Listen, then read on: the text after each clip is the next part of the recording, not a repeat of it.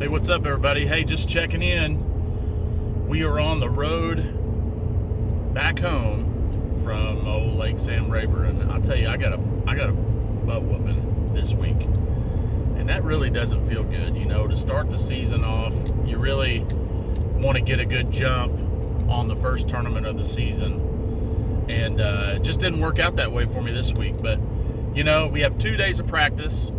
And I didn't get a chance to come up here and kind of look around, which would have been, I think, effective this time because what I was targeting was, brush piles and just little stumps and stuff like that. But, you know, it is what it is. I had COVID and couldn't get over here, but there's really no excuse for it because I felt I was in a good area. I really do. I was actually fishing around Michael Neal and my buddy Dakota Ebear and had found kind of the same school of fish, but we were up in that, I think they call that the canyons area of Sam Rayburn, and it's just big flats everywhere, but there's a lot of little depressions, rock piles, stumps, and brush, things like that. And, you know, I knew pretty quick that I was going to need to idle a bunch in practice, and that's exactly what I did. I spent most of my time, I figured in what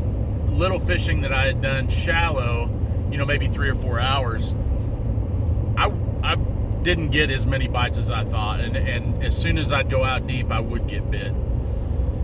So basically, I just concentrated on looking for stumps, small groups of fish, brush piles, things of that nature. And so that's what I really did for 2 days. And I'm actually glad I did because I didn't never really run out of water to go and try to fish. And that's what I like to do really is I'll practice and not necessarily have to catch fish. Obviously you want to get confident in some of the baits and stuff to be able to throw, which I did, but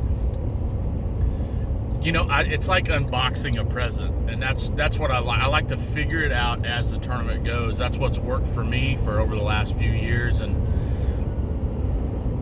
I just got my butt handed to me, and there's no really excuse for that. But all this has done is really kind of a lot of fire under my butt, and I'm going to go down and spend about a week in Florida and look around, just kind of get used to fishing grass and stuff like that. I've been to Florida and fished in Florida a few times, but I've never been to the Harris chain of lakes. So I'm excited for the next one. This one's behind me, and there's nothing we can do. So ready to get home and just kind of chill and get back to business. I feel sorry for these fish at Table Rock and Bull Shoals because I'm gonna kick their butt when I get home. But guys, thanks for watching. I will tell you, in practice, I did get on one little brush pile that I found, and I did hook one of those Texas Giants. Actually, in practice, I had a real big one. I mean, it was probably a 7 or 8 pounder, and then on live scope, off of this brush pile, I was cranking brush with a 6 cent C20, and there was a pile of big fish. And any of you live scopers out there that can relate to seeing fish just on these different piles and stuff like that, or different structures, dude, these things were like taxi cabs, like for real. They were huge.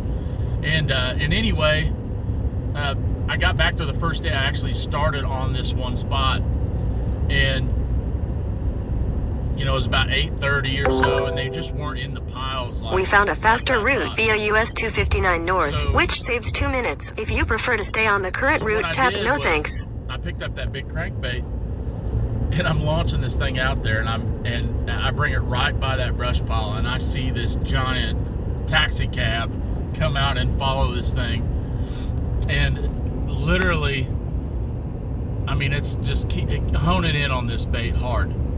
So the bait's pretty much right underneath me, and as it's starting to come up, he finally hits it, and I set the hook, and he just bends me over and just rip and drag.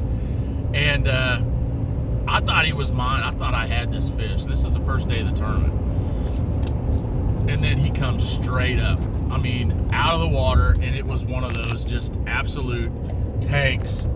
I mean, it was probably an 8 or 9 pounder, legitimately. It was definitely the biggest fish I've ever caught on a deep diving crankbait. But that's another thing is footage. I thought I had some really good GoPro video. Yeah, I never hit the button. Or one of my cameras was turned sideways, so I was sideways the whole time. So this video and stuff is it's gonna take some getting used to. But anyway, hey, thanks for following along, guys. I appreciate all the support from all my family and friends that I get. I know I don't respond a lot of times, but that's just because I'm focused on the road out here and trying to do my job. So hey, I love you guys. Please like and subscribe. Go to my YouTube channel. I really want to grow this thing, and it's really just as much effort as you want to put into it. So I'm going to try to post 2 or 3 videos a week, and then we'll go from there. But follow along, man. This journey, we're going to be on the road. Hopefully my in-laws will be with us on the next round, and I'm going to get this camera thing figured out. So yeah, so be safe, guys, and we'll catch you next time.